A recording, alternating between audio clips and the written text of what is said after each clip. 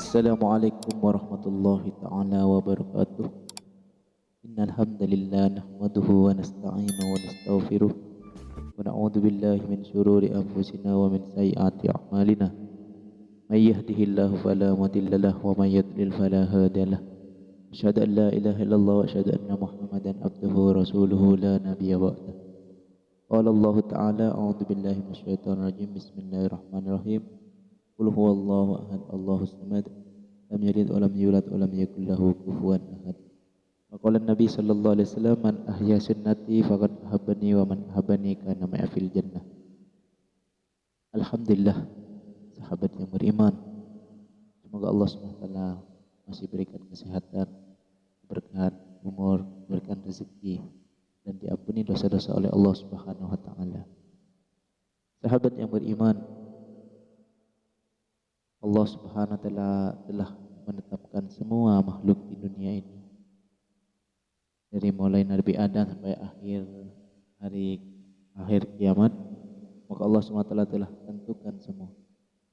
Apabila melaksanakan perintah Allah, mengikuti cara baginda Nabi Muhammad SAW, maka akan bahagia. Dan barang siapa yang tidak mengikuti baginda Nabi Muhammad SAW dan melarang daripada perintah-perintah Allah SWT, melanggar daripada perintah-perintah Allah SWT, maka kehidupannya akan sengsara. Siapapun dia, orang kaya, orang miskin, orang kota, orang desa, apabila dia tidak mengikuti aturan-aturan Allah SWT dan mengikuti contoh nabi-nabi, terutama Nabi Muhammad SAW, Nabi yang paling akhir, Nabi penyempurna, dan harus mengikuti syariat-syariat baginda Nabi Muhammad sallallahu alaihi wasallam. Maka hadirin Allah SWT, orang kaya apabila dia taat pada Allah, taat pada Rasul, maka dia akan bahagia. Orang miskin, orang kota, orang desa akan bahagia. Sebaliknya, apabila dia tidak taat pada Allah dan tidak taat pada baginda Nabi Muhammad sallallahu alaihi wasallam, orang kaya, orang kota, orang desa, pejabat pun, penguasa pun tidak akan ada kebahagiaan. Yang datang adalah kehinaan dari Allah Subhanahu wa taala. Jadi sahabat yang beriman,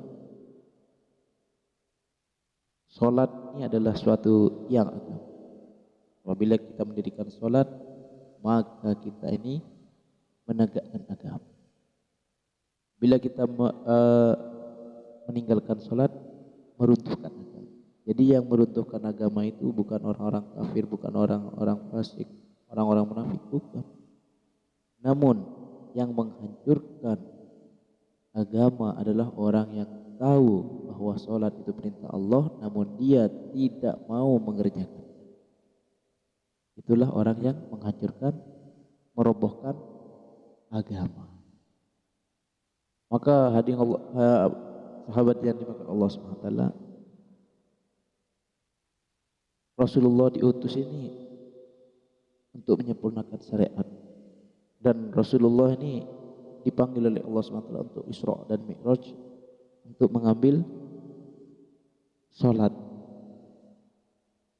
Karena salat ini langsung Rasulullah SAW sendiri yang menghadap kepada Allah SWT. Jadi kalau orang ini meninggalkan salat, ini tanda-tandanya orang sombong. Dan Rasulullah SAW ini orang yang ketika sudah diperintah oleh Allah SWT mengerjakan sholat, orang pertama kali yang tidak pernah meninggalkan sholat, terutama sholat berjamaah. Jadi sahabat yang beriman, kalau Rasulullah sholat, maka kita harus sholat. Kalau Rasulullah berjamaah, maka kita harus berjamaah.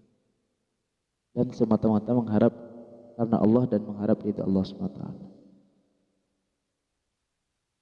Dan sahabat yang beriman, sholat ini penting, lebih penting daripada segala-galanya.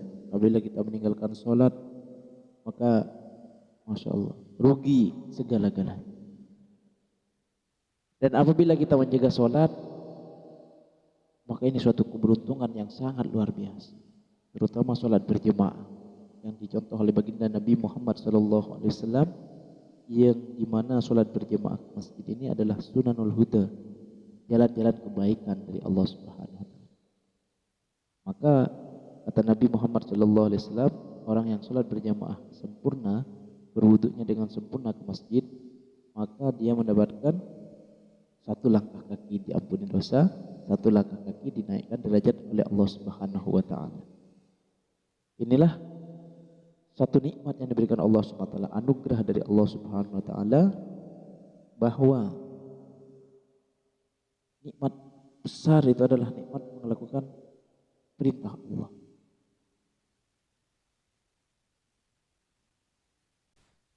Salat ini adalah suatu anugerah yang diberikan oleh Allah Subhanahu. Allah sayang, Allah ridho, Allah cinta, Allah ampuni, Allah rahmati, Allah yang menjaga salat. Dan diberi pahala 27 derajat. Bukan itu juga, terserah Allah pahala. Itu secara umum. Jadi sahabat yang beriman tetap jaga sholat berjemaah di masjid yang sudah dicontoh oleh baginda Nabi Muhammad SAW dan para sahabat. Titik.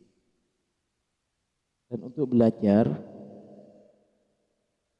biar istiqomah untuk sholat berjemaah, ini saya kasih saran metodenya seperti ini. Ada suatu jemaah, pergerakan jemaah yang dimana pergerakan ini mengajak dia dari masjid ke masjid 3 hari untuk iktikaf di masjid 3 hari. Maka insya Allah dengan iktikaf 3 hari di masjid, maka kita belajar di sana sholat berjamaah selama 3 hari. Maka ketika kita pulang ke rumah, maka disitulah akan ada keistiqomahan kita di masjidnya sendiri. Karena sudah berlatih di masjidnya orang, setelah pulang sudah kebiasaan 3 hari di masjid, maka dengan ditarbiyah di masjidnya orang, maka insya Allah masjidnya sendiri akan istiqomah melaksanakan sholat berjemaah. Dan jemaah itu mengajak umat ini untuk memakmurkan masjid. Maka insya Allah apabila ada kesiapan bisa hubungi saya, atau bisa mungkin ketemu di mana, di jalan atau di masjid-masjid, mengajak untuk iktikaf 3 hari, bergabung selama 3 hari, maka ikut.